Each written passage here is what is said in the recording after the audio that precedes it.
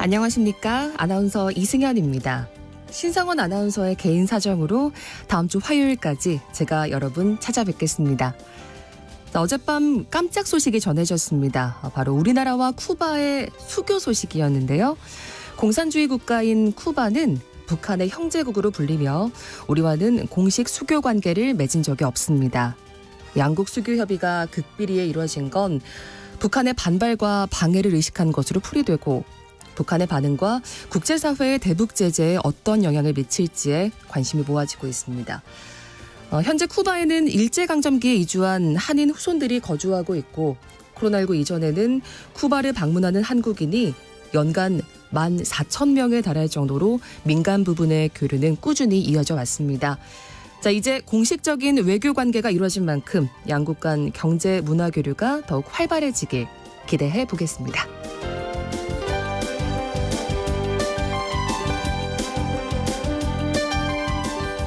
네, 오늘 아침 전해진 국제사회 뉴스 잠시 후에 오늘의 헤드라인 뉴스로 정리해드리고요.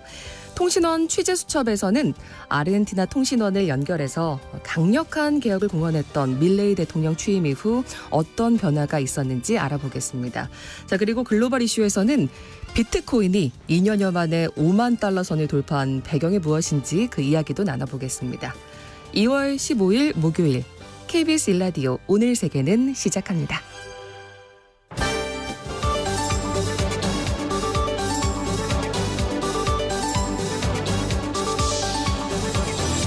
오늘 세계는 헤드라인 뉴스.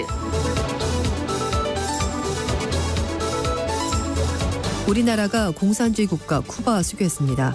한국과 쿠바는 14일 미국 뉴욕에서 양국 유엔 대표부가 외교 공관을 교환한 방식으로 공식 외교 관계를 수립했습니다. 쿠바는 한국과 공식 수교 관계를 맺은 적이 없습니다. 쿠바는 지난 1949년 대한민국을 수행했습니다만 1959년 쿠바의 사회주의 혁명 이후에 양국 간 교류가 단절됐습니다. 이날 수교로 쿠바는 한국의 193번째 수교국이 됐고요. 이로써 유엔 회원국 중에서 미수교 국가는 시리아만 남았습니다. 미국 슈퍼볼 축하 현장에서 총격이 발생했습니다. 현지 시각 14일 미주리주 캔사스시티에서 미국 프로풋볼 슈퍼볼 승리 축하 행사에서 총격이 발생해 1명이 숨지고 9명이 다쳤습니다. 로이터 통신 보도에 따르면 캔사스시티 칩스팀을 위한 슈퍼볼 승리 퍼레이드 행사가 열리던 유니언 스테이션 인근에서 여러 명이 총에 맞았는데요. 경찰은 현장에서 무장한 2명을 체포했습니다. 이날 슈퍼볼 승리 축하 행사에는 100만 명의 참가자가 몰릴 것으로 예상돼서 경찰 등 600여 명이 배치됐습니다. 인도네시아 대선에서 프라보우 후보가 승리했습니다. 현지 시각 14일 치러진 인도네시아 대통령 선거에서 프라보우 후보가 표본조사에서 60% 육박하는 득표를 기록했습니다. 여론조사 기관의 표본조사에서 프라보우 후보가 57에서 60% 득표를 기록하면서 선두를 달리고 있는데요. 프라보우가 이 표본조사처럼 과반 득표에 성공하면 결선 투표 없이 1차 선거에서 차기 대통령으로 당선이 확정됩니다. 최종 선거 결과는 다음 달 20일쯤 발표되는데요. 프라보우 후보의 당선이 확정되면 오는 10월 20일부터 5년 임기의 인도네시아 8대 대통령에 취임하게 됩니다. 이번 대선은 10년 만에 아세안 최대 경제대국의 대통령이 바뀐다는 점에서 국제사회로부터 큰 관심을 받았습니다. 지난해 세계 각국이 지출한 국방비가 사상 최대를 기록했습니다. 영국의 국제문제전략연구소 세계군사력 균형평가 보고서에서 작년에 국방비 총액이 전년보다 9% 증가해서 2조 2천억 달러로 사상 최대를 기록했다고 밝혔습니다. 지난해 전 세계 국방비의 절반은 북대서양 규약기구 나토 동맹국이 지출했는데요. 미국이 국내 총생산의 3.36%인 9천억 달러로 40.5%를 차지했고 나머지 나토 회원국이 17.3%를 차지했습니다. 연구소는 중국의 지속적인 국방비 증액과 북한의 미사일 시험 발사 등으로 아시아에서도 안보 긴장이 높아졌다고 진단했습니다. 니콜라 사르코지 프랑스 대통령이 유죄 판결을 받았습니다. 2012년 프랑스 대통령 선거를 앞두고 불법 선거 자금을 조성한 혐의로 기소된 니콜라 사르코지 전 대통령이 1심에 이어서 항소심에서도 유죄 판결을 받았습니다. 프랑스의 일간지 르몽드지는 파리 고등법원이 14일 날 사르코지 전 대통령의 혐의를 유죄로 인정하고 집행유예 6개월을 포함한 징역 1년형을 선고했다고 보도했습니다. 징역 1년에서 선고한 1심 형량보다 가벼운 건데요. 이 형이 확정되면 사르코지 전 대통령은 6개월만 복역하면 됩니다. 2007년부터 12년까지 임한 사르코지 전 대통령 측은 재선에 도전하면서 법정 한도를 초과한 선거 비용을 쓰고 허위 영수증을 제출한 혐의로 기소됐는데요. 그동안의 혐의를 강력하게 부인했었던 사르코지 전 대통령, 취재진에게 아무 말도 하지 않고 법정을 떠났습니다. 제74회 베를린 영화제가 현지 시각으로 15일 개막합니다. 15일부터 25일까지 독일 베를린에서 열리는 올해 영화제는요.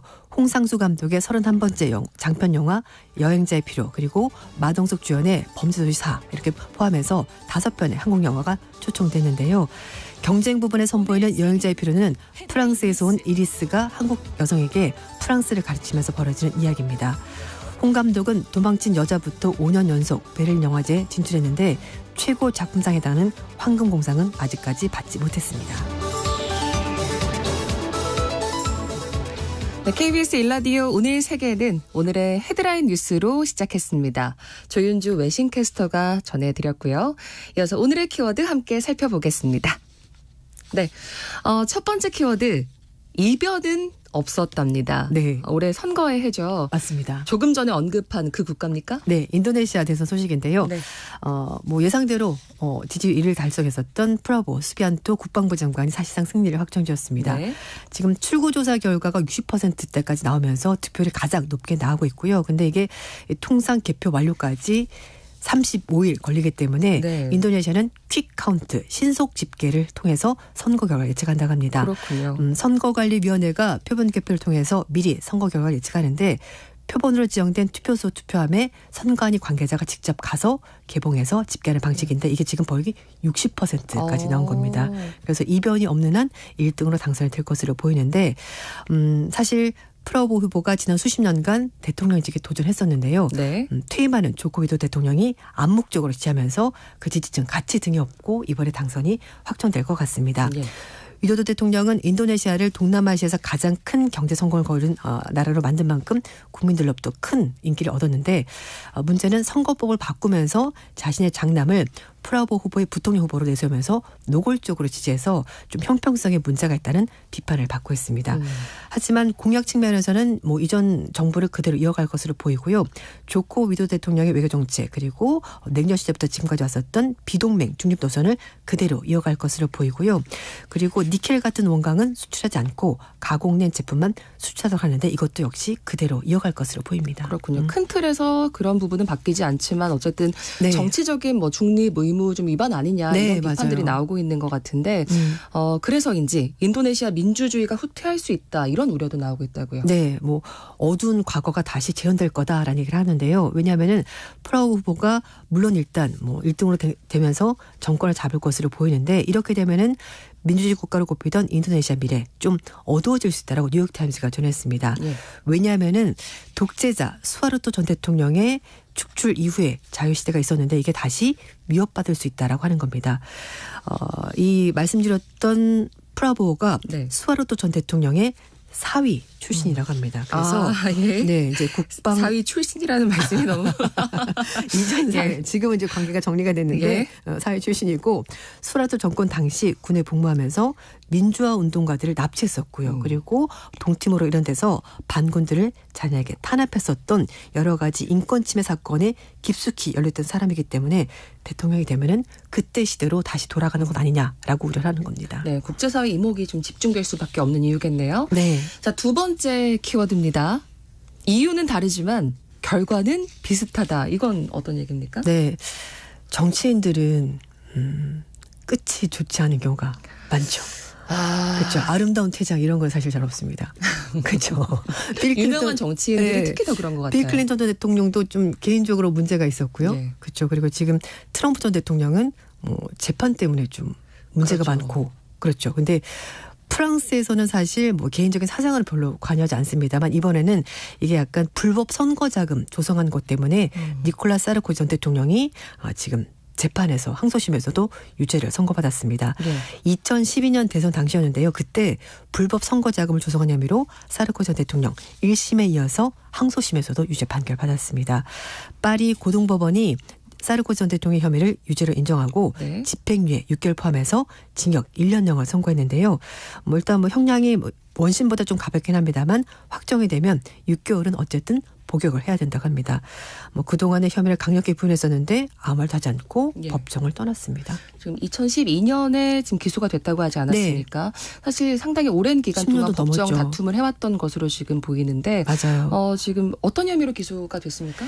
2007년부터 12년까지 재임을 했었고요. 그때 재선 도전하면서 법정 한도를 2배나 넘는 선거 비용을 쓰고 허위 영수증을 제출한 혐의 때문에 결국 기소가 됐습니다. 검찰이 수사 과정에서 사르코지 전 대통령이 고용한 홍보 대행사 비그말용이 선거 운동 기간 동안에 사용한 금액이 4,280만 유로 돈으로 무려 588억 원, 600억 원 정도 썼는데요. 예. 이 한도인 2,250만 유로, 이거 300억 원 훨씬 뛰어넘는데 이걸 가짜 영수증 통해서 썼다라고 얘기를 한 겁니다. 근데 결국 이게 검찰 조사에서 밝혀진 건데 사르코지 전 대통령 측은 이 홍보 대행사가 영수증을 조작한 사실을 입증하지 못했고요. 예. 결국 법원은 어쨌든 대통령이 감독을 제대로 하지 못했고 상당한 이익을 봤다라면서 판결을 한 겁니다. 사르코지 전 대통령이 항소로 이어진 2심 재판에서도 결국 이제 유죄 판결이 나온 건데 이것 외에도 여러 건의 형사 사건으로 재판을 받고 있고 또 걸려있는 게 앞두고 있습니까? 있습니다. 네. 14년에 자신의 불법 정치자금 의혹 수사와 관련해서 내부 기밀을 전해드린 대가로 당시 대법관에게 중요한 직책을 내가 주겠다. 그러니까 일종의 법관을 매수한 겁니다. 예. 그래서 이것 때문에 1심에 이어서 항소심에서도 집행유예 2년 포함해서 징역 3년형을 선고받았습니다. 그리고 2007년에는요. 대선 전에 리비아의 독재자 무아마르 카다피 2011년 사망했는데 카다피로부터 뒷돈을 받은 혐의 때문에 기소가 됐고 2025년 이것도 역시 법정에 출두를 해야 된다고 합니다. 퇴임 후에 사실은 대중적 인기가 워낙 높아서 네. 대선에 한 번 더 나갈 거다 이렇게 말했는데 그랬군요. 이런 여러 가지 형사재판에 휘말리면서 그의 꿈은 이렇게 사라질 것 같습니다. 내년까지도 지금 계속해서 지금 싸움을 해야 될 것 같은데요. 네. 자, 이렇게 두 번째 키워드 정치인 이야기까지 알아봤고. 자, 세 번째는 우리도 못 참합니다. 또 네. 누가 들고 일어났나요? 그렇습니다. 요즘 전 세계적으로 사실 기후변화 때문에 농사짓기가 너무 힘들거든요. 비용도 많이 올라가고 그런데 또 환경을 보호한다고 하다 보니까 여러 가지 농기계를 쓰는데 제한이 있습니다. 경유 같은 것도 세금을 많이 내두고 그래서 농사짓는 농부들이 진짜 이렇게 해서 도저히 농사를 못 지낸다. 우리 정말 죽을 판이다. 라고 말하면서 프랑스의 농민들이 먼저 시위를 벌였고요. 네. 결국 프랑스 정부가 백기를 들면서 시위는 끝났는데 이번에는 인도 농민들도 우리도 농사 못 짓겠다. 너무 힘들다라고 말하면서 우리도 못 참겠어라면서 결국 시위를 벌였는데 인도에 있는 수만 명의 농민들이 농산물 최저 가격을 보장해달라라고 말하면서 정부 측에서 여러 가지 약속을 2년 전에 했는데 전혀 지키지 않고 있다면서 다시 한 번 더 시위를 벌였습니다. 네. 그래서 북부 지역에 있는 펀자브, 우타르프라데시주 이렇게 전국에 있는 농민들이 수도 델리로 지금 행진을 벌이고 있는데요. 트럭, 상당히 많겠네요. 트랙터 이런 것들 다 동원해서 지금 수도로 진격을 하고 있습니다. 영국의 BBC는 델리 북쪽에 있는 200km 떨어진 하리아나주에서 농민들이 지금 시위를 벌이고 있는데 여기서부터 모이니까 경찰들이 농민 해산시키려고 최루가스를 동원하고 있다고 합니다. 그렇군요. 안 그래도 인도는 지금 공기가 굉장히 좋지가 않고 대기질이 나쁘잖아요. 거기에다가 지금 최루가스까지 터지고 있는 상황입니다. 일부 농민들도 좀 과격하게 대응을 하고 있는데요. 콘크리트 블록을 옮겨서 경찰 지선 뚫으려고 하고 있고 이 과정에서 일부 농민들이 경찰에 연행되는 일까지 벌어졌습니다. 네. 경찰들은 주변 지역에서 델리로 이어지는 주요 도로 입구에 콘크리트 블록, 컨테이너 설치하고 델리 시내에서는 5인 이상 집회 금지 명령을 내렸습니다.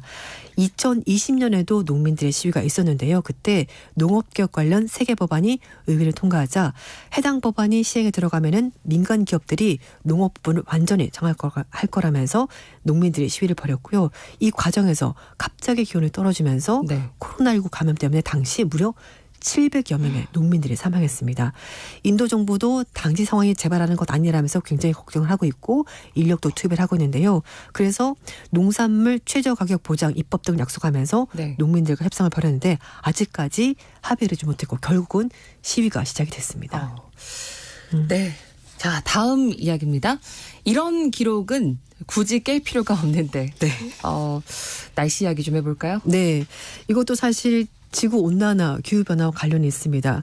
지구 온난화 때문에 중국의 작년 평균 기온이 73년 만에 가장 높았다고 합니다.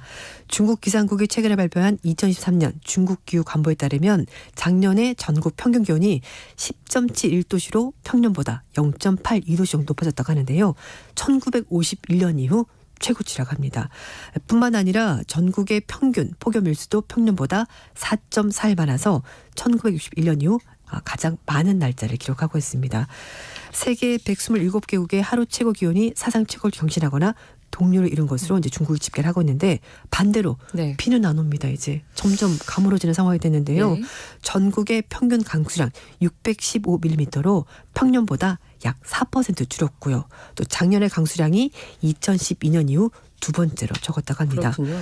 중국의 국가기후센터 부주임은 작년에 세계 기상 기록이 작성된 이후 가장 따뜻했던 한 해였고 세계와 중국의 역사적 평균 기온이 1980년 이후 뚜렷한 상승세가 나타나고 있다라고 밝혔습니다. 그러니까 점점 기록을 깨면서 기온이 계속 올라가고 있는 겁니다. 중국의 기상국은 작년 5월 달에 중간급 강도의 엘니뇨 현상이 벌어지면서 올해 봄까지 이게 지속될 거다라고 예측했습니다. 네, 정말 깰 필요가 없는 기록이고요. 네. 지금 며칠 동안 굉장히 좀 포근했잖아요. 네. 오늘은 다시 추워졌습니다만. 그래서 이렇게 따뜻해지는 게 반가운 게 아니라 네. 이거 기후변화 아니야? 이런 계절을 이야기가 나오더라고요. 가늠할 수가 없는 거죠. 갑자기 추웠다가 눈이 많이 왔다가 네. 갑자기 영상으로 올라갔다가 그러니까요. 사실 옷 입기도 좀 굉장히 곤란하고요. 비단 우리만의 이야기가 아닙니다. 맞습니다. 자, 5번째 키워드. 살이 점점 빠져요입니다. 아마 설령이 끝나고 좀 살 좀 빼고 싶다는 분들 네. 너무 많으실 텐데 네. 살이 또 너무 빠지면 이거 문제이지 않습니까? 그렇죠. 근데 물론 적정 체중을 유지하고 또 뭐 약간 과식했으면 약간 빼는 게 맞긴 한데 이렇게 살이 빠진 건 절대 안 됩니다. 이건 뭐냐면은 북극에 살고 있는 북극곰들이 제대로 먹지 못해서 살이 점점 빠지고 있다는 건데요. 북극곰들의 지금 네. 살이 빠지고 있다고요? 맞습니다. 오. 이 지구 온난화 때문에 북극에 있는 얼음들이 녹아서 북극곰이 육지에 발이 묶이게 되고요. 그 기간이 길어지면서 먹이 활동을 하지 못해서 북극곰들이 기아 위기에 처해 있다고 합니다. 큰일이네요. 보통 이제 바다에 가서 그 얼음 위에서 이제 둥둥 떠 있다가 뭐 바다표 이런 것들 잡아먹어야 되는데 네. 떠 있을 수가 없으니까 육지에만 계속 있고요. 그러니까 원래 먹었던 먹이를 먹지 못하고 점점 살이 빠지고 있는 겁니다. 미국의 지질조사국의 한 과학자에 따르면 북극곰 20마리의 여름철 활동과 신체 변화 이런 것들을 추적을 해봤는데요.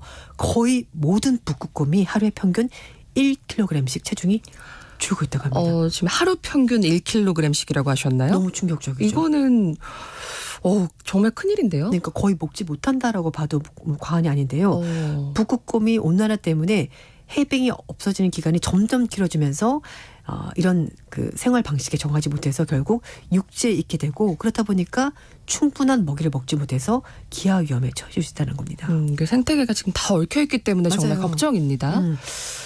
지구온난화 문제가 그러니까 생태계에 이 정도로 북극곰의 체중까지 네. 이렇게 심각하게 영향을 줄 거라고는 생각을 못했어요. 맞습니다. 이 지속적인 기후 변화 때문에 해빙이 급격히 진행이 되고 있는 건데요. 이런 현상은 늦봄부터 초여름까지 새끼를 낳고 젖을 떼는 동안에 이 얼음 위에서 머물면서 지방이 많은 바다 표면주를 사냥하는 북극곰들에게는 아주 치명타를 입힐 수밖에 없습니다. 그러니까 새끼도 키워야 되고 지방도 저축해야 되는데 그런 모든 활동을 할 수가 없는 겁니다. 그렇겠네요. 북극곰은 해빙이 없는 기간에 육지에서 생활하면서 에너지 절약을 위해서 동면한 상태처럼 지내거나 열량이 높지 않은 육지 식물을 먹거나 동물을 사냥하긴 하는데요. 연구팀은 2019년부터 22년까지 해빙이 없는 8월부터 9월까지 캐나다 매니토바주 서부에 있는 허드슨만에서 카메라, GPS 추적기를 달아서 북극곰 수말 추적을 해봤는데요. 하루 에너지 소비량 그리고 체질량 변화, 먹이, 행동, 움직임을 19일에서 23일 정도 관찰 분석을 해봤습니다. 네. 그랬더니 북극곰들은 육지에서 동물 상태 유지하고 움직임도 최선을 줄이고요. 열매만 먹고 열매만 먹고. 네, 나서면서 에너지를 최대한 줄인 전략을 선택을 하고 있습니다. 일종의 어쨌든 생명을 유지하려고 이렇게 하는 건데 동명 상태를 유지한 개체부터 계속 움직인 개체까지 관찰을 해봤더니요. 개체별로 최대 19배나 차이가 났었고 하루 에너지 소비량도 5.2배나 차이를 보였습니다. 네.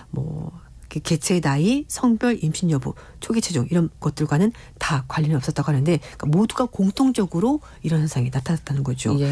이 박사는 육지에서 북극곰 행동은 매우 다양했고 그 결과 개체별로 에너지 소비량도 큰 차이를 보이는데 육지에서 그래도 먹이를 먹는 것이 약간 도움이 되겠지만 북극곰들은 궁극적으로 이런 먹이를 얻기 위해서 더 많은 에너지를 소비할 수밖에 없었다라고 사투를 벌이고 있군요. 맞습니다. 그래서 연구팀은 해빙이 없는 동안에 북극곰이 육지에서 먹이를 찾는 것이 굶주림을 피하는데 큰 도움이 되지 않는 것이고 온난화가 심해지면은 해빙이 점점 줄어들 것이고 북극곰 결국은 굶어 죽을 수도 있다고 경고했습니다.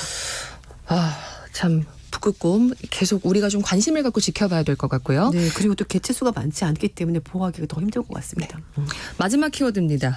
질투는 무슨 맛일까요? 너무 새로워서 한참을 들여다봤는데 무슨 맛인가요? 드셔보셨나요? 아니요, 제가 아직 일본을 안 가봐가지고 그러니까 일본에서 AI를 활용해서 이런 빵을 만들었다고요. 그래서 이게 뭐냐라고 봤더니 일본의 빵집 기무라야와 전자회사인 니폰전기가 함께 연애 AI 빵을 출시했다고 하는데요. 연애할 때 느끼는 감정을 빵을 통해서 간접적으로 체험하는 그런 제품이 나온 겁니다. 이 빵 속재를 선정하는 데는 2가지 인공지능 기술이 활용이 됐다고 하는데요. 이 개발팀이 빵 개발에 앞서서 15시간 분량의 연애 리얼티 프로그램을 AI를 통해서 보여주고 이제 이게 어떤지를 설명을 해봤다는 거죠. 그래서 특정 감정과 연결된 재료를 찾아서 빵을 만들었다는 것이 회사 얘기인데요. 노래도 35,000곡 이걸 데이터베이스로 활용해서 만들어봤다고 합니다. 네, 그래서 제일 궁금한 게 질투는 어떤 맛인가요? 어떤 맛이 쓰였습니까? 운명적인 만남, 첫 데이트, 질투, 눈물의 시련, 서로 통하는 마음 이렇게 5가지로 빵 맛을 표현했다고 하는데요. 질투의 빵 맛은 자색 고구마와 송로버섯 오일이 들어갔고요. 건포도 들어갔다고 합니다. 그리고 서로가 통하는 마음은 좀 달콤했습니다. 복숭아, 용과 꿀이 들어갔다고 하네요. 이런 빵을 왜 만들었냐라고 물어봤더니 일본에서 요즘 연애가 줄어들고 있어서 간접적으로라도 빵 맛을 통해서 연애 경험을 좀 해봐라. 그래서 제품을 만들었다고 합니다. 또 연애를 글로 배웠다고 하는데 빵으로 배워야 되는 상황이 되지 않을까 싶습니다. 맞습니다. 질투에 감칠맛이 들어가네요. 오늘의 헤드라인 뉴스와 키워드까지 외신캐스터 조윤지 씨와 함께했습니다. 고맙습니다. 네, 감사합니다. 네, KBS 1라디오 오늘 세계는 1부 마무리하고요. 2부에서 통신원 취재수첩으로 이어가겠습니다. 11시 30분부터 일부 지역에서는 해당 지역 방송 보내드리겠습니다. 자, 노래 한 곡 전해드리죠. BJ 토마스의 Raindrops Keep Falling on My Head 듣고 오겠습니다.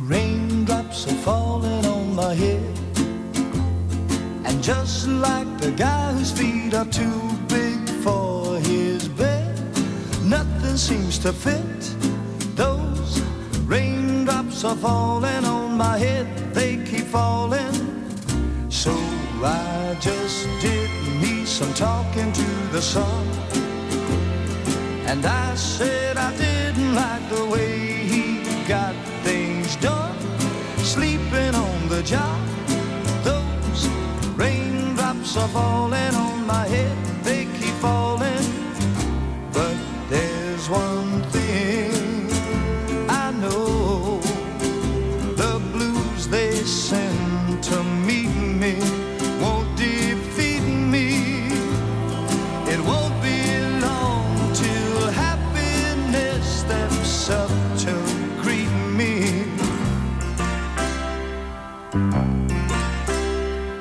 Raindrops keep falling on my head But that doesn't mean my eyes will soon be turning red Crying's not for me Cause I'm never gonna stop the rain by complaining Because I'm free Nothing's worrying me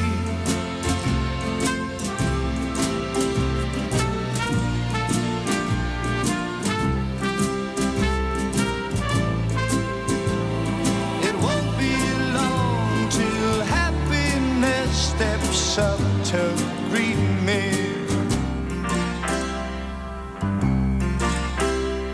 Raindrops keep falling on my head But that doesn't mean my eyes will soon be turning 지금 시각은 11시 30분입니다. KBS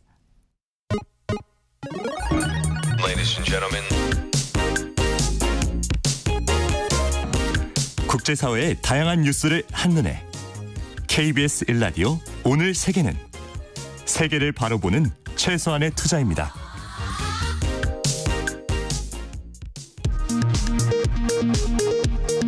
이 시각 라디오 정보센터 뉴스입니다. 오늘 전국 12개 시도에서 의대 증원을 반대하는 의사단체의 총궐기 대회가 열리는 가운데 의과 대학생들이 집단행동에 들어가기로 결정했습니다. 보건복지부는 전공의들이 의대 증원 정책에 반대해 집단행동에 돌입한다면 비대면 진료를 전면 확대하고 진료보조 간호사를 활용하는 방안 등을 강구하겠다고 밝혔습니다. 지난해 국세 수입이 경기 불황으로 전년 대비 52조 원 가까이 감소했습니다.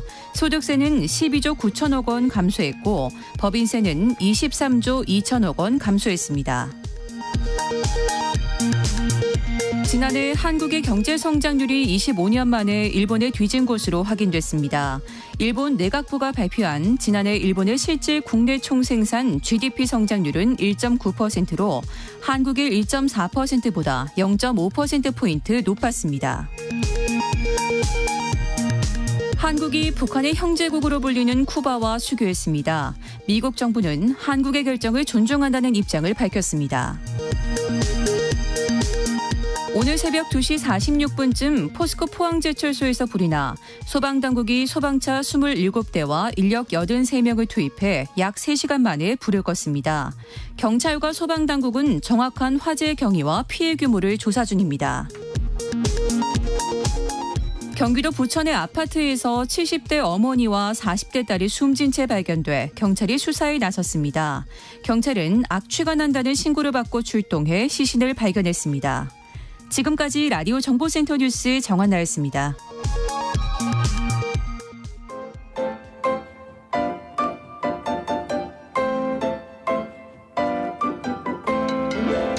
통신원 취재 수첩.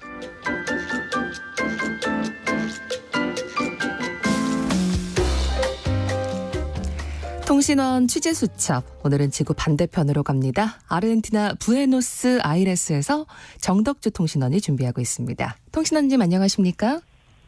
안녕하세요. 정덕주입니다. 네. 하비에르 밀레이 대통령 취임한 지 2달이 지났습니다.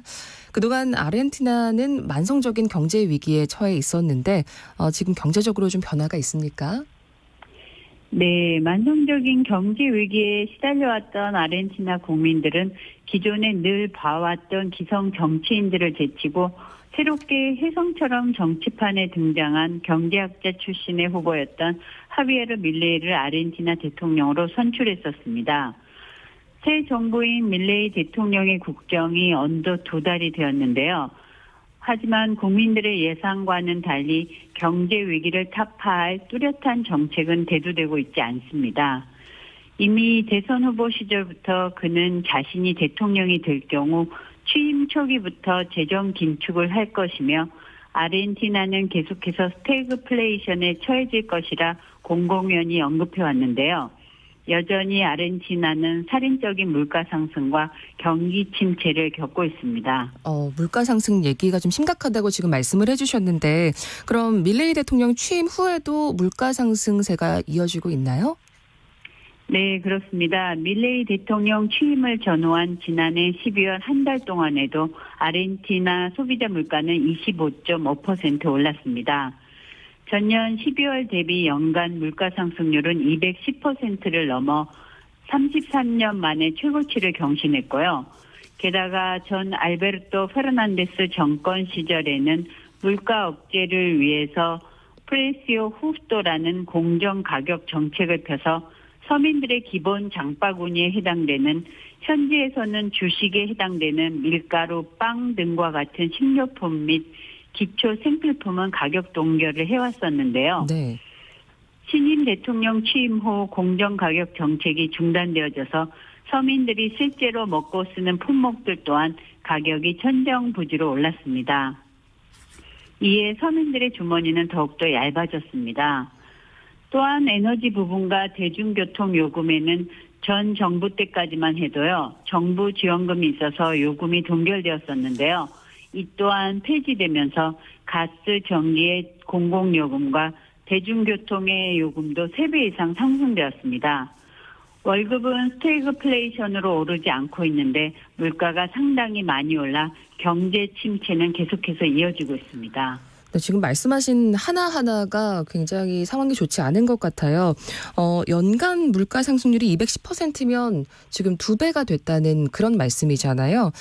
현지에서도 그런 장바구니 물가나 물가 상승이 많이 느껴지시나요? 네, 그렇습니다. 요즘은 매번 슈퍼를 갈 때마다 물가 상승을 피부로 느끼는데요. 가격이 매번 오르는 걸 체감합니다. 네. 집에 공간 문제도 있고 해서 그렇다고 물건을 슈퍼에 갈 때마다 사다가 쟁여놓을 수도 없고요. 아, 그럼요. 모든 생필품들을 막 사다 놓을 수도 없는 상황입니다. 현지 여성 의류 도소매업에 종사하는 한인 2만여 명도요. 이번 경기 침체는 피부로 느끼고 있다고 전하는데요. 아무래도 경기가 침체되면 소비를 줄이게 되고 생필품 소비 외에 옷이나 의류 구매는 가장 먼저 줄여지는 품목이기에 의류 시장의 소비도 많이. 네. 지금 좀 연결 상황이 고르지 않았던 것 같은데요. 네. 제가 그러면 지금 다시 연결이 될 때까지 다음 이야기를 좀 전해드리겠습니다. 청취자 여러분들의 양해 부탁드리겠습니다. 지금 경제 문제, 물가 상승률이 굉장히 지금 높아서 피부에도 많이 느껴진다 이런 이야기를 해주셨는데 지금 아르헨티나에서는 밀레이 대통령이 제안한 이른바 옴니버스 법안도 이슈가 되고 있다는 소식입니다. 자, 그럼 이쯤에서 통신원님 다시 연결이 되셨으면 이 얘기를 좀 이어서 들어보겠습니다. 자, 정적주 통신원님 나와 계십니까? 네. 네. 네. 네. 다시 한번 그러면 저희 경제 이슈에 이어서 좀 대통령이 지금 내놓고 있는 옴니버스 법안 이야기로 넘어가 보겠습니다. 지금 굉장히 광범위한 범위에서 지금 법안을 제안하고 있는데 어떤 이유에서 이슈가 되고 있나요? 네, 밀레이 대통령은 지난달 헌법상으로는 행정권이 아닌 약 600여 개의 조항의 법안을 의회에 제출했습니다. 제출된 조항은 정당 선거 그리고 조세 관련해서 아주 폭넓은 분야에 해당되기에요. 옴니버스 법안이라 불리우는데요. 이 법안에 따르면 만성적인 현재의 경제 위기 타파를 위해서요. 제출된 조항에 한해서는 의회의 입법권을 행정부에 위임해 줄 것이 주 내용입니다. 네. 대통령 임기 4년 내내 경제위기 타파를 위해서 의회의 견제 없이 법을 대통령 마음대로 만들어 시행하겠다는 뜻이 다분하기에요. 의회와 국민들의 의견이 분분한데요. 국회 내에서 실제로 지지하는 정당이 많지 않아서 옴니버스 법안이 통과되지 않을 거라는 예상을 뒤엎고 아이러니하게도 이미 지난달 말 국회 하원위원회에서는 상기 법안이 통과되어졌고요. 네. 이제 상원의회의 승인만 앞두고 있습니다. 아르헨티나 국회는 상원과 하원의회로 되어 있습니다. 예. 그런데 밀레이 대통령이 프란치스코 교황을 또 만났다는 소식이 들려옵니다. 화제가 되고 있다고 하는데 이건 어떤 이유입니까? 네, 밀레이 대통령은 아르헨티나 출신의 프란치스코 교황을 현지 시간으로 11일 바티칸에서 만났는데요. 이 둘의 만남이 이렇게 급진적으로 이뤄지리라 국민들은 생각을 못하고 있었습니다. 이는 극우 자유주의를 주장하며 반공산주의를 외치는 밀레이 대통령이 대선 후보 시절 전부터요. 프란치스코 교황이 공산주의자처럼 소외된 빈민층을 돕는 말도 안 되는 사회 정의 교리를 내세운다는 이유로 교황을 공산주의자이며 지상에서 하나님의 집을 차지하고 있는 지구상의 악마의 대표자라고까지 말하며 신랄하게 공격해왔습니다. 네. 이런 그가 대통령 취임 후 2달여 만에 바티칸을 방문해서 교황과 화해의 포옹을 하는 모습을 보여주고 있어서요. 그간의 마찰이 무마되어 가는지 싶기도 합니다. 예, 조금 더 관계가 개선될지 좀 지켜보고요. 분위기를 바꿔서 다른 소식 하나 더 듣고 마무리하겠습니다. 아르헨티나에서 얼마 전에 카니발 축제 기간이 펼쳐졌다고요? 네, 그렇습니다. 지난 주말부터 13일 화요일까지 카니발 축제 휴일이었습니다. 아주 긴 연휴였는데요. 계절상 여름인 이곳은 요즘 한창 무더웠습니다. 부에노스아이레스시 곳곳에서 지난 주말 저녁에는요. 형형색색으로 꾸며진 차량과 알록달록한 의상을 입은 사람들의 퍼레이드를 의미하는 꼬르소를 볼 수 있었습니다. 네. 흥겨운 음악과 함께 이루어지는 이러한 행사는요, 현지에서 매우 인기가 높고요. 부에노스아이레스 시뿐만 아니라 전국 각지에서 열리기에 관광객들이 많이 몰리곤 합니다. 퍼레이드에 참가해 춤을 추는 이들은요, 남녀노소 불문하고 선남 선녀들이 사전에 선발되어져서요, 몇 달씩 춤 연습과 퍼레이드 연습을 해서 관광객들 앞에 선보여집니다. 네, 그래서 높은 또 퀄리티를 자랑하는 거겠죠. 요즘 물가가 좀 높고 그래서 힘드실 텐데 그래도 이런 퍼레이드 등을 통해서 힘을 얻으셨으면 좋겠습니다.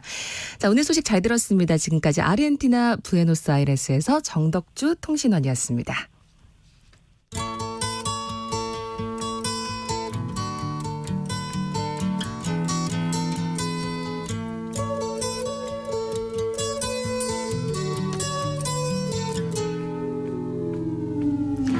네, 목요일 글로벌 이슈 국제사회의 경제 소식을 정리해드립니다. 지난 13일 비트코인 가격이 26개월 만에 5만 달러를 넘어섰습니다. 우리 돈으로 환산하면 6,700만 원에 가까운 가격인데요. 자, 왜 이렇게 가격이 올랐는지, 그 배경은 무엇이고 또 비트코인 투자에서 우리가 꼭 기억해야 될 주의할 점 무엇인지 알아보겠습니다. 김광석 한양대 겸임교수 나오셨습니다. 어서 오십시오. 네, 안녕하세요. 예, 교수님. 자, 오늘 비트코인 얘기 좀 깊이 있게 가보겠습니다. 알고 계신 분들 많겠지만 그래도 비트코인이 뭔지 좀 알려주시겠어요? 네, 일단 분류로 따지면 디지털 화폐 네. 혹은 이제 가상 화폐 이렇게 불리고요. 암호화폐? 예, 그렇죠. 그러니까 화폐적 기능을 할 수 있기 때문에 예를 들면 가장 대표적으로 백화점 상품권도 화폐적 기능을 할 수는 있잖아요. 네. 뭐 현금만큼은 안 되지만 화폐적 기능을 갖고 있다는 면에서 가상화폐, 암호화폐 이런 표현을 쓰고도 있습니다. 근데 그것뿐만 아니라 지금 관심 있는 것은 가상 자산으로서 성격이 강하죠. 자산. 마치 주식 투자할 때 어떤 주식을 보유했다가 10,000원에 샀는데 20,000원이 됐어요. 네. 그러면 이 자산 가치가 오르죠. 그렇죠. 마찬가지로 이 비트코인은 이 가상 자산의 하나의 분류로서 어떤 저가에 샀다가 좀 고가에 팔 수 있는 투자 대상으로 되고 있다. 네. 그런 면에서 이제 가상 자산의 성격을 더 많이 부여하고 있다. 이렇게 볼 수 있겠습니다. 네. 그냥 우리가 좀 기계적으로 사용하지만 여기 뒤에 붙는 화폐냐 자산이냐 이런 부분들에 좀 귀를 기울일 필요가 있겠고요. 네. 그런데 그 가상 자산 비트코인의 가격이 2년여 만에 반등을 했습니다. 뭐 어디까지 오를지 항상 비트코인 얘기만 나오면 그 기대감이 모아지잖아요. 네. 지금 시장 가격 움직임 좀 어디까지 올랐고 전망을 네. 어떻게 하시는지. 일단은 정점을 기준으로 52,280달러 정도를 기록했습니다. 네. 이제 한국 돈으로 대략 한 6,700만 원 정도. 예. 그 정도까지 오른 겁니다. 근데 비트코인 가격이 이 5만 달러를 초과한 것이 정말 오랜만입니다. 21년 2월. 그런가요? 자, 그러면 21년 12월로 돌아가 보면 20년, 21년 그 경제가 어땠나요? 코로나 기간 아니었습니까? 맞아요. 코로나19 때문에 그 코로나19를 극복시키기 위해서 세계적으로 풀었죠. 그렇죠. 금리를 인하하고 시중의 유동성을 막 공급합니다. 그러니까 돈이 어디로 갑니까? 은행에 머물지 않고 투자하는 주식시장, 곳들. 부동산 시장으로 막 가죠. 네. 근데 역시 코인 시장으로도 갔습니다. 비트코인으로도 간 거죠. 그때 돈의 움직임이 그렇게 일어나면서 그때 5만 달러를 넘어섰는데 다시 5만 달러를 넘어선 그런 기록을 하고 있습니다. 그만큼 예. 많은 투자자들 입장에서는 투자 수익을 많이 봤다 하는 분도 계시지만 비트코인을 생각하지 않았던 분들은 또 상대적 박탈감을 느끼기도 하고 네. 뭐 그런 국면이라고 볼 수 있겠습니다. 그 당시랑은 좀 분위기가 다른 것 같아요. 그때는 2021년 말씀하신 기간에는 뭐 이게 오를 때마다 거의 중계하듯이 사실 이런 소식이 전해졌는데 네. 지금은 좀 이렇게 조금씩 변동을 하다가 5만 달러를 돌파한 그런 형국인 것 같거든요. 그렇습니다. 네. 어떤 배경에서 이렇게 상승을 했습니까? 자, 여러 가지 이 배경이 있습니다. 어쨌든 이 가격을 결정짓는 변수가 하나가 아니겠죠. 주식시장도 마찬가지, 부동산 시장도 마찬가지. 그 결정짓는 변수가 굉장히 많은데 그 변수 중에 하나를 좀 꼽는다면 역시 ETF, 그러니까 미국에서 본격적으로 비트코인 현물 ETF로 상장이 된 거죠. 네. 이게 좀 표현을 해본다면 좀 어려워요. 현물 ETF 나오면. 좋습니다. 현물도 어렵고 ETF도 어렵습니다. 예를 들면 예. ETF가 어떤 거냐면요. 혹시 우리가 미래에 투자할 수 있을까요? 밀, 예, 쌀, 먹는 밀. 밀, 쌀, 밀에 옥수수. 투자할 수 있는 게 밀한테는 투자를 못하죠. 네, 밀은 네. 예. 밀을 그렇죠. 만드는 농민한테나 어떤 기업엔 투자할 수 있는 거 아닙니까? 근데 재밌게도 이제 국제 유가가 급등락하듯이 국제 밀 가격도 급등락하거든요. 예. 계속 움직입니다. 이 시간에도 계속 가격이 움직입니다. 네. 옥수수 가격도 움직이고. 아, 그런 의미에서. 그러니까 그런 면에서 그 가격이 움직이니까 그 가격을 추종하는 ETF 상품을 투자하면 예를 들어 식량 가격이 뭐 10,000원인데 앞으로 20,000원으로 오를 것 같아. 네. 식량 위기가 오면 그럼 ETF 상품으로 투자하는 거예요. 네. ETF가 뭐냐면 보통 해당 그런 현물의 가격의 등락을 반영한 그런 투자 상품이라고 볼 수 있을 것 같아요. 예. 역시 ETF는 이 비트코인이라는 것을 이제 폄하하는 사람도 있었고 비트코인은 투자 대상이 아니다. 네. 그리고 그거 굉장히 위험한 것이다. 이런 식으로 좀 뭐 악의적으로 사용되는 용도 성격이 강하다. 뭐 이런 식으로 폄하되는 경향이 있었는데 정식으로 ETF 상품으로까지 상장이 됐다. 네. 약간 이 ETF에 대한 그 이미지가 그냥 예를 들어서 추리닝만 입고 있다가 네. 턱시도를 입는 느낌. 굉장히 많은 뭔가 변화인데요. 그러니까 자산 갑자기? 시장에서 공식적으로 아. 비트코인이라는 것은 투자 대상이다라고 인정해 주는 격인 거예요. 그랬군요. 그러니까 레벨업이 되는 거죠. 이게 하나의 비트코인 가격을 끌어올리는 네. 굉장히 중요한 역할을 했었다 이렇게 보고 있습니다. 뭔가 이렇게 인증을 받았다 이런 어떤 그렇습니다. 역할 그런 의미가 있는 거고 네. 그럼 이게 비트코인 가격을 사실 연동을 해서 이걸 반영해서 ETF 시장에서도 이제 거래도 되고 우리가 그런 주가 차트도 볼 수 있는 거잖아요. 그렇습니다. 이게 어떤 관계가 있는 건가요? 네, 일단은 만약에 우리가 한국의 어떤 주식을 사고 싶다 하면 직접 투자할 수 있잖아요. 한국의 어떤 자동차 회사, 네. 전자제품 회사 직접 투자할 수 있잖아요. 근데 예를 들어서 한국의 뭐 대표 첨단 산업 ETF 이렇게 마련하면 한 5개, 6개 혹은 10개 이상의 기업들을 그룹핑해서 맞아요. 그 전체의 평균적인 가격을 반영한 투자 상품을 살 수 있어요. 그러니까 이런 것을 뭐라고 하냐면 간접 투자 방식이라고 해요. 네. ETF가. 그러니까 직접 어떤 투자 상품, 예를 들어 코인도 직접 살 수도 있지만 네. ETF를 투자하는 방식도 가능해요. 그만큼 ETF 상품을 마련했다는 것은 코인 하나당 6,700만 원 이거 너무 비싼데 네. 나 그냥 한 10만 원, 30만 원 투자하고 싶어 하는 그런 투자자들도 들어갈 수 있는 거예요. 그만큼 많은 자금이 비트코인 투자로 유입될 수 있다. 그런 것들이 이 가격을 상승시키는 요인이라고 볼 수 있는 것이죠. 지금 그래서 현물 ETF 상장이 미국에서 승인이 된 거죠. 우리나라는 그렇습니다. 아닌 거죠. 우리나라는 아닙니다. 예. 그런데 지금 비트코인 가격 상승 이야기가 나오면서 또 하나 나오는 이슈가 반감기 얘기를 많이 하더라고요. 네. 보통은 그런 방사능 물질 네. 이런 것들을 반감기를 통해서 점점 감소한다. 이럴 때 사실 이과 용어로 많이 사용을 했었는데 네. 비트코인이 반감기 때문에 굉장히 앞으로 상승이 기대된다. 이 얘기는 좀 설명이 필요할 것 같아요. 네. 너무 좋습니다. 예. 그러니까 모든 가격은 수요와 공급에 의해 결정되지 않을까요? 아마 아나운서님의 예를 들어서 연봉이나 임금이나 가치는 네. 아나운서님만큼 이만큼 진행을 잘하시는 분들이 별로 없단 말이에요. 아, 그렇게 그러면 평가하시나요? 볼수록 아나운서님의 가치는 올라가는 거예요. 임금이 올라가는 거예요. 네. 손흥민 선수와 같이 뭐 지금 이슈를 논하는 게 아니지만 정말 그렇게 훌륭한 경기력을 갖고 있는 스포츠 스타는 연봉이 올라갈 수밖에 없는 거예요. 마찬가지 국제 유가도 원유 수요는 없는데 원유 공급이 부족해요.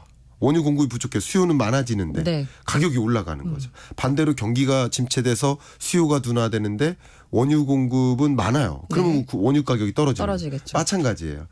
주식 가격도 해당 주식을 사고자 하는 사람이 많은데 팔고자 하는 사람이 없어. 그럼 가격이 올라가는 거죠.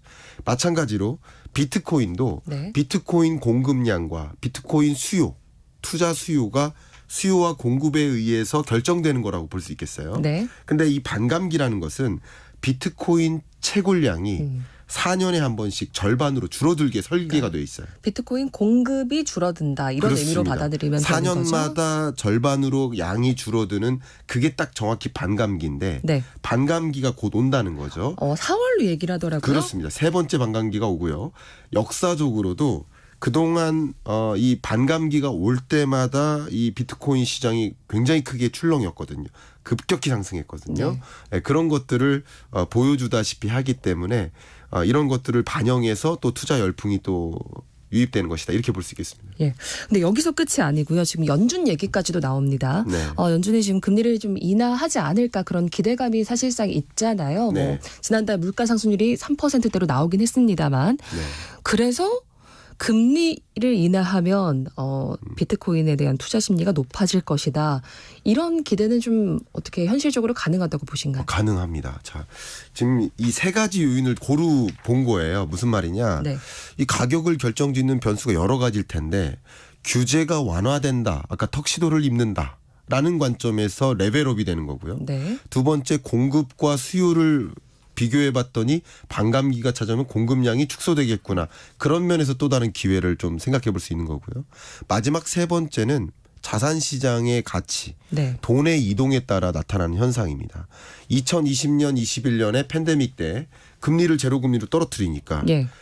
많은 자산가들이 돈을 은행에 두지 않고 시장으로 이동시키는 거예요. 그랬죠. 마찬가지 이렇게 금리를 급격히 인상했던 이런 긴축의 시대 동안에는 금리가 충분히 높으니까 은행에 돈을 안전하게 지켜도 네.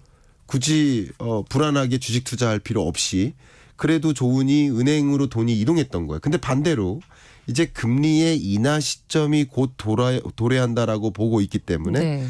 이제 조금씩 주식 시장으로 이제 조금씩 코인 시장으로 돈을 이동시키는 경향도 나타나는 겁니다. 그러니까 금리가 높으면 높을수록 코인 투자에 대한 기대가 별로 없는 거고 예. 금리가 낮으면 낮을수록 제로 금리일수록 예를 들면 극단적으로 금리가 마이너스 5%라고 해볼게요. 돈을 맡기면 돈을 오히려 받는 거죠. 그러면 그렇죠. 더 돈을 추가로. 맡기면 오히려 돈을 줘야죠. 네. 이자를 내가 줘야죠. 이자를 받는 거죠. 그럴 거면은 마이너스 금리면 은행에 저축을 하겠습니까? 안 하죠. 그럼요. 그러니까 금리가 낮으면 말아야 낮을수록 다른 데 돈을 가져가는 거예요. 네. 금리가 높아지면 높아질수록 은행에 돈을 두는 거예요. 그러니까 역시 돈의 이동이라는 관점에서 금리 인하가 곧 도래한다라고 생각하니까 많은 투자자들이 주식시장 혹은 코인 시장으로 돈을 이동시키는 현상이다. 네. 이렇게 볼 수 있습니다. 그러니까 세 가지 말씀을 해주셨잖아요. 네. 현물 ETF에 지금 올라갔고 상장이 됐고 그리고 금리도 내려갈 것이고 그렇게 기대가 되고 그리고 반감기도 찾아온다. 네. 근데 그럼에도 불구하고 이런 가상자산은 너무나 변동성이 커서 좀 네. 주의할 부분도 많은 것 같아요. 특히나 초보 투자자들 어떤 부분에 좀 유념을 해야 될까요? 제가 꼭 이 부분 말씀드리겠습니다. 네, 좀 강조를 해주십시오. 강조하겠습니다. 이 가상자산만의 주된 특징 중에 하나는 가치가 그냥 0으로 될 수도 있는 겁니다. 어느 날. 이게 무슨 말이냐. 우리나라 주식시장 같은 경우는 어떤 종목에 투자를 한다. 그럼 상한가를 찍어도 상한가의 뭐 30%, 하한가를 찍어도 30% 이렇게 등락이 상대적으로 작은데 가상자산은 그 등락 상한 하한이 없습니다. 예. 그러니까 이 수익성도 기대될 만하지만 그만큼 위험성이 크다. 변동폭이 심하다라는 이 가상자산 투자 시장의 특징을 한 가지 이해해 주시길 바라겠고요. 네. 두 번째 좀 강조하고 싶은 것은 그러리만큼 무리하게 대출을 껴서 영끌해서 투자하는 방식은 안 되고요. 여러분이 이 시장에 관심이 있으시다면 네. 이 시장을 좀 공부하시고 여러분이 이 시장을 이해한 만큼 자신 있는 범위 내에서 여윳돈으로 투자하시길 좀 추천드리고 싶은 마음이에요. 특히나 가상자산은 여윳돈으로 그렇습니다. 투자하는 것이 좋다. 절대 대출 영끌해가지고 네. 남들 이거 가지고 얼마 벌었다더라라는 얘기만 듣고 네. 혹시 오늘 방송만 딱 듣고 그렇게 투자하시는 것이 아니라 예. 스스로 판단을 하시길 좀 부탁드립니다. 네. 여기서 마무리하겠습니다. 글로벌 이슈 코너 김광석 한양대 겸임교수와 함께 운동복에서 턱시도로 갈아입고 공식 데뷔한 비트코인 이야기해봤습니다. 오늘 잘 들었습니다. 네, 감사합니다. 네, 오늘 방송